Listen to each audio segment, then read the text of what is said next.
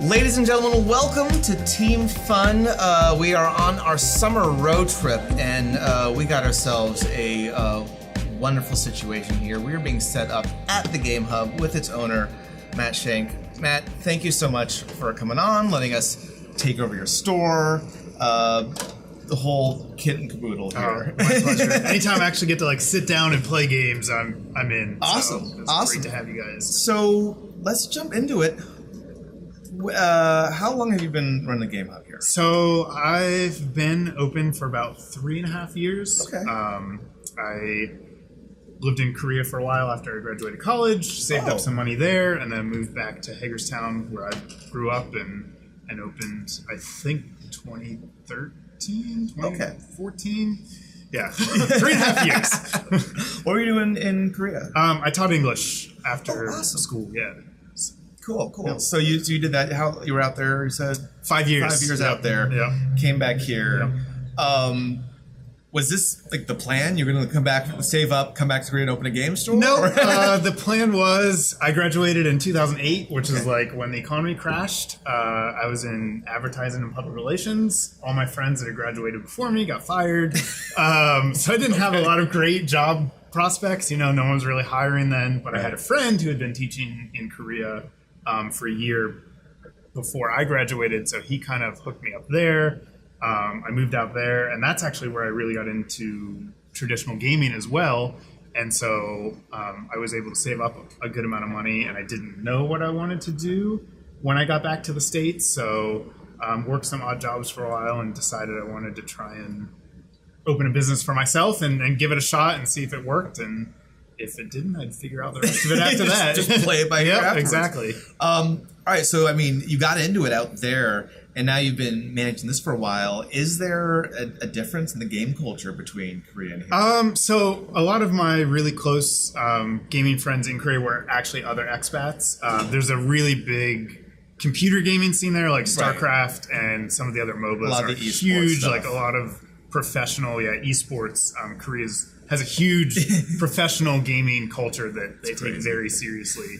But it's a little harder to find traditional tabletop gaming over there. There's a couple shops in Seoul, but there's a really close-knit expat community because everyone's so far away from home that we kind of came together and started our own thing there. So we did board games and role-playing games and Magic and all kinds of stuff over there. Were you able to buy stuff out there in English, or did you guys learn language enough to go through the Korean stuff? It was mix and match. If we're in Seoul, you can find English stuff there, but then we didn't live in Seoul, so around us, no English. So if we wanted stuff in English, it wasn't too hard to find because the country's so small. Seoul's an hour, an hour and a half bus ride out. So we'd go in the weekends and go to the gaming stores there and be able to get whatever we wanted. So you come out here. You've been in this location the entire time? I've been in Hagerstown on the street the whole time, but I just moved in here at the beginning of the year. This is a new space. Okay. I got a nice lease. I have really good property owners. I like the layout of this building a lot, so I'm really happy with it. Yeah. So, all right. So, I guess, walk me through the process of getting started. You come back, still not sure what you're going to do, had been back after being out of the country for 5 years. How do you get started in all this? This is kind of how my life's gone so far, is that I don't have a big goal. I don't set out with big goals. I just, when opportunities arise, I just go for it, which I literally, that's how I ended up in Korea. I just decided to move to Korea. I lived there for 5 years, and I just decided to open a game store. I got back, like I said, I was working some odd jobs. And I've always been a gamer even before I got into this kind of stuff. Even when I was younger, I'd play video games, really into video games, but I'd also make up my own games with myself when I was bored or whatever. So I've always had the gaming mindset, and then Korea kind of solidified that for me. And I had enough money that I had some options, I didn't have to look for a job immediately. I could survive on my savings for a while, and I had a lot more options open to me to experiment, that a lot of people don't have that opportunity, and I didn't want to just waste it by getting a job in a cubicle somewhere or doing, sitting behind a screen or whatever. So I talked to a buddy I had who was still in Korea, one of my really good gaming friends, kind of just ran the idea past him. And he was into it. He was coming back in 6 months. So we had originally decided maybe to open as partners. Okay. He lived out on the West Coast. He's from Oregon. So when he came back, I actually moved out there for a while. We scouted locations, but his now wife, his girlfriend at the time, is a Korean national, and they weren't married at the time, so getting her a visa was going to be tricky. So ultimately, he ended up deciding to move back to Korea with her, and they got married there. So they're still there now. We talk pretty regularly, but that left me alone.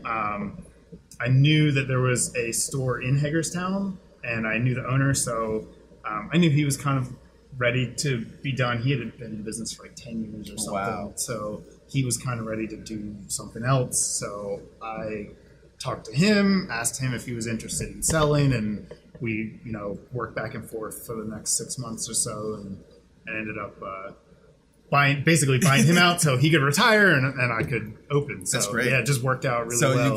So you saw he had his stuff. I guess inventory, the setup, the whole thing. You just take it over. Yeah, I had like a head start. I got that's really good. His supply and everything, and so I literally just decided this is what I wanted to do, and I did it. Like that's the story of how it happened. That's awesome. Yeah.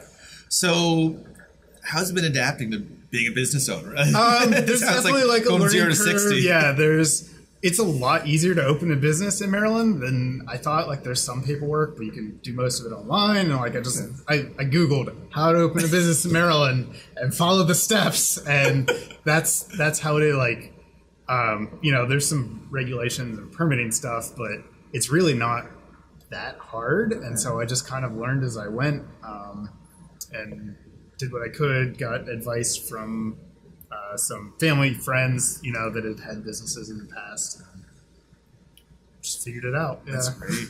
So now you've moved from being a hobbyist to running the business in this industry. Do you feel like you're more privy to insights? Like, are you starting to see trends in gaming? I noticed some trends. The biggest trend is just how much gaming's come into the mainstream. Over the last 5 or 10 years, it's used to be such a niche hobby that it was a nerd thing. You know what I mean? Like, and I've always been a nerd. Like, I was into it. Of walking into the game store and being like, I don't know if I belong with these people. Exactly. There's more, it's coming up in pop culture, and there's just more of a general acceptance of it right now, which is cool because you get in non-traditional gamers, that are getting into the hobby, and it's really deep, and there's a lot, there's board games for everyone. Whatever you like to do for fun, there's a board game that you will love, and I like watching people, discover that and get into it. What are the big trends you're seeing right now? I know Gen Con is kind of like, I think, happening, if not just finishing up. Are you seeing like particular types of games? I know role-playing as things like Critical Role get bigger. Right. You've probably seen more of that. But even on the tabletop side in general. Yeah, definitely. Like Dungeons and Dragons has had a resurgence because of Critical Role, and like Stranger Things, it featured in that. And so I get people just call and ask about it, like, hey, I really want to learn, But as far as like the board gaming side, I think we're seeing a lot more just really unique concepts, and especially with programs like Kickstarter and the ability to self-fund. You don't have to go through a big publisher. So if you have a cool idea for a game, you can just make it yourself and sell it to people. And so you see these really cool concepts that you wouldn't see from the traditional like European style, point collecting type of games that are still really fun, but there's just a lot more options available now, and a lot more types of games. Like I have this Stuffed Fables is like a storybook you play through. I've been eyeing that. Yeah, I'm really curious about it. Yeah. So it's just not like one type of thing. It's the expansion of the types of things is what I've seen. There's just a lot of unique ideas that there would be no way for people to get those ideas out 10 years ago that now. So it's really the playing around with the genre is the big trend right now. Yeah. Interesting. So let's talk about the store a bit more. What are you guys? I mean, you're basically owner, sole employee. You're Yep. managing everything. What are you guys offering in the store? Because a lot of these friendly game stores will have different events and stuff. Yep. So we have events 4 nights a week. We do board gaming on Thursdays. We do Magic. Like Magic is the reason I can stay in business. Like it's just that's the moneymaker. Right. If you go to the store, like you have to sell cards. Magic, and I play Magic. Like I like Magic, so that helps. I'm very Helps to know knowledgeable it. about it. But we do Magic 2 nights a week. We've got open table Dungeons and Dragons. We do Hero Clicks, which is a miniatures game based on superhero stuff. Right. We do X-Wing from time to time. So we've got all sorts of different types of stuff going on throughout the week. That's awesome. And then you're just kind of managing it as the referee, or you get into there as well? I referee more than I get to play. Probably. I have to like put my business owner hat on first and foremost, and so sometimes like board game nights, usually it's a pretty small crowd and it's on a Thursday, so the store's not usually super busy. So sometimes I'll get a chance to sit down and play a board game, but a lot of times I will, be happy to explain rules or help out, but it's hard for me to like sit down because anytime someone comes in, I got to get up, and help them first. So I don't get to play that often. Right. But one of the nice things about being a store owner is I can just call up some friends and after hours be like, hey, you guys want to play a game? I'll come over to the store and we just lock the door and play ourselves. It's like an instant clubhouse. Exactly, yeah. So that's nice. That's awesome. Do you have some favorites here? Because you got a good selection. So, there. we shot a video with Mysterium, which Right. is in my top 10. I love Mysterium. We'll have that either. If it's not in the corner yet, it will be after it airs. So, yeah. So I really like that one. I was talking a little bit about Millennium Blades, which is super in-depth. It's like a 3-hour game. Okay. With like 1,000, like literally 1,000 pieces. But for anyone that plays like trading card games and stuff or is up on nerd culture, it's super fun because like all the cards are like themed after. There's like a Pokemon set and a Sailor Moon set and a Super Mario set, and like there's like a store where you buy your cards from. It's just really like I was talking about those unique concepts. There's nothing else like it. So interesting. It's a big time commitment, but all right, it's really fun. We're going to do a 3-part episode on the channel. And then also, I don't know if I have one in stock, but there's the Arkham Horror series. It's I've heard good things about based. that. That's another like you're in for 3 hours or so. But that's a cooperative one where you just lose most of the time. Like it's really, really hard, but like really, like the one time you win, it's super rewarding because it's tough. I feel like that's a trend I've noticed: is the Eldritch Horror, you're doomed no matter what you do. Exactly. Mansion of Madness is another one, another Right. Lovecraftian one that's very similar. It's cooperative, and that one even like you download this app and it tells you the story as you play. So it's cool. Like they're in depth, but they're really fun. There's also on kind of the lighter side, Sushi Go is one of my all-time favorite games. I'm curious about that. I want to try it. It's super quick. It takes like 15 minutes to play the whole game, but there's a lot of strategy to it. So I also noticed because I used to play, and by play I mean lose a lot and paint.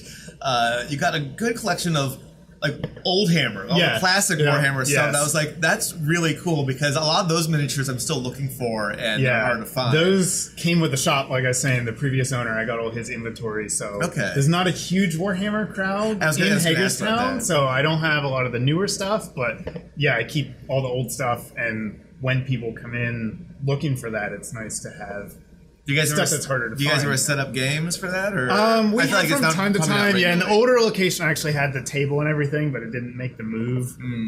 So we could, but I haven't done it at this location. Cool. And I know you have the paints in the back. Yeah. Anyone who follows me personally on Instagram will know that I spilled a good amount of Stormhost silver all over myself. So I desperately need new silver. Cool, man. So what's next? Now you've been in business 3 years. What are kind of your next steps? Just playing it by ear? Or you've got I have some long-term goals because I want to do this, for a long time, but I need to have something to retire on because I don't have no one's taking money out of my paychecks to make sure I'm saving or anything. So kind of like next step is can I make enough to start building up a retirement fund for myself? And that's not, I've got a while left. I'm not looking to retire anytime soon, but it's on my mind. Like, I need to start thinking about it. So that's always one thing. Like, just this year, I've kind of gotten to the point where it's like safe to take a day or two off if I want to from time to time. That's awesome. You know, the first 2 years I didn't take a day off. Well, you've got that. You've been able to move locations. Yeah. I'm assuming you've basically gotten to see growth, which is good. Yeah. Especially in, I mean, I don't know what the logistics are, but I'm not sure how big the audience for this stuff is in Hagerstown versus larger cities with more people. It's definitely smaller, but it comes with the upside that my overhead's way lower here versus, you know, trying to open in New York. We were looking at Seattle or Portland when I was out on the West Coast, and like the rent was insane. I bet. So, it's definitely like pros and cons of being in a smaller town. That's cool, man. That's cool. So, yeah, this is really awesome. I'm glad we were able to set this up. It's such a great space. You got, you know, plenty of tables set up and everything like that. Where can the people watching both, you know, in person and online find you? So I do almost all of my sales in store. That's just, it works the best for me. But I'm on Facebook, I'm on Meetup. So if you're going to be around the area, if you just put in the Game Hub Hagerstown into Facebook or the Game Hub into Meetup, you should be able to find our events. And I put up what's going on at the store every week there. So those are the easiest ways. You can message me directly too if you want to know, you know, if I have a certain card or what's going on for the week. So those are definitely the easiest ways to follow what's going on at the store. Awesome. And this is good, the address out there, so you know, 24 West Franklin Street. 24 West Franklin Street, Hagerstown, Maryland. Awesome, man. Thank you so much for hopping on, letting me talk to you a little bit about this. It's our first kind of game store interview, and it's, you know, it's really cool, especially, you know, we're about the same age. And you're a business owner, I'm like, damn, all right. It sounds a lot more impressive than it actually is, but I'll still take that title. Enjoy it while it lasts. Exactly. All right, and so thank you guys for watching. Like he gave all the information there, please check out the Game Hub.